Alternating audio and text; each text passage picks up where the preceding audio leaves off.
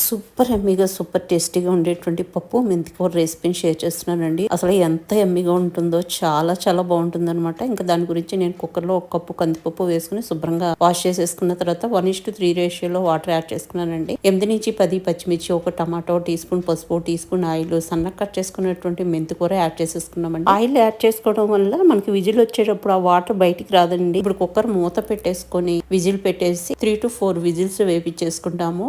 Cooker whistle వచ్చేసిందండి. కొంచెం చల్లారిన తర్వాత మూత తీసి చూసాము, చక్కగా ఉడికిపోయింది. మెదుపుని పెట్టేసుకుంటాము. ఈలో పోపు కోసం గిన్నెలో కచ్చపచ్చ దంచుకుని వెల్లుల్లి డబ్బులు, 1 టీ స్పూన్ మినపప్పు, 1 టీ స్పూన్ జీలకర్ర, 1 టీ స్పూన్ ఆవాలు, ఎండుమిర్చి, కరివేపాకు వేసుకుని చక్కగా ఫ్రై చేసేసుకుంటాం. ఫ్రై అయిన పోపులో 1 టీ స్పూన్ పసుపు, 1 టీ స్పూన్ కారం, 1.5 టేబుల్ స్పూన్ చింతపండు గుజ్జు వేసేసుకుని అది ఒకసారి మిక్స్ చేసుకున్న తర్వాత మనం మెదిపి పెట్టుకున్నటువంటి పప్పు మెంతికూర మిశ్రమం ఆ కుక్కర్లో 1 గ్లాస్ వాటర్ వేసుకుని శుభ్రంగా తొలుపుకుంటామండి. దాన్ని అంటుకున్నదంతా వచ్చేస్తుంది కదా, దాన్ని యాడ్ చేసేసుకుని మొత్తం అంతా మంచిగా మిక్స్